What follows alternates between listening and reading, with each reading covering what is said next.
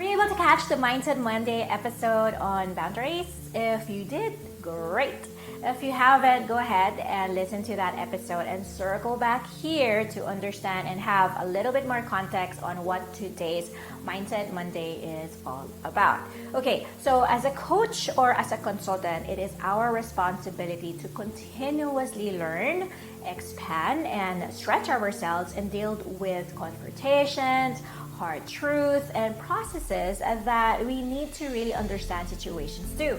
Sometimes it's not about the lack of commitment, really. It may also be our ability to listen to our clients' needs to fully support them as they go through the program and the journey towards the transformation they're hoping to achieve.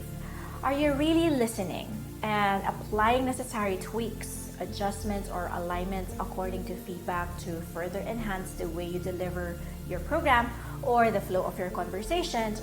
Or are you an active listener or a passive listener?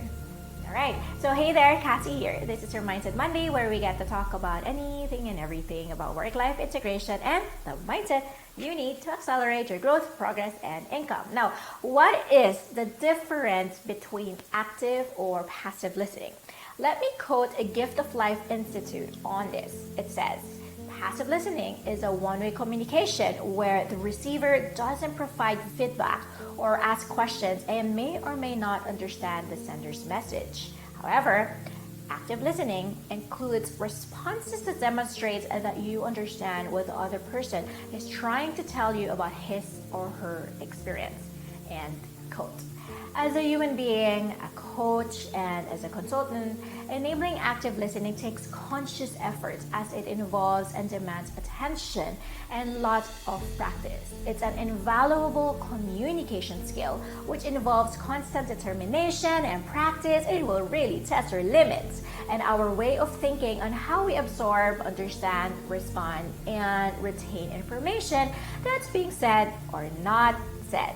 It may also include body language, behavior, and piecing them all together with the words that are being said or aren't being said. Now, how can you be an enabler and be an enabler, active listener, you ask?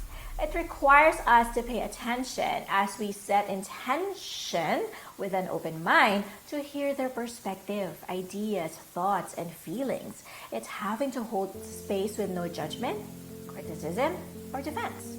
It's also centering toward solution rather than adding more salt to its wound, reflecting on acknowledging what they're feeling, and of course clarifying to maintain the spirit of collaboration and processing of thoughts with their respective emotions. Okay, so as coaches and consultants, we have to always remember we are here to inquire, guide, and open their way of thinking towards the willingness to act on a solution rather than dictating.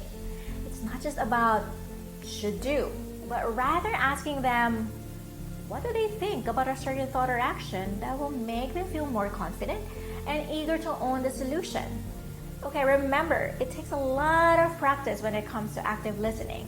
So forgive yourself if you may fall a little short sometimes. Allow yourself to make mistakes and own it, and continuously try your best not to hold judgment. My name is Kassy Pajarillo, your online growth business coach for consultants, trainer, coaches, content creators, and private practitioners, and service-driven entrepreneurs. Together, let's build a better business and build an economy that's clear, transformative, progressive, and profitable. Until then.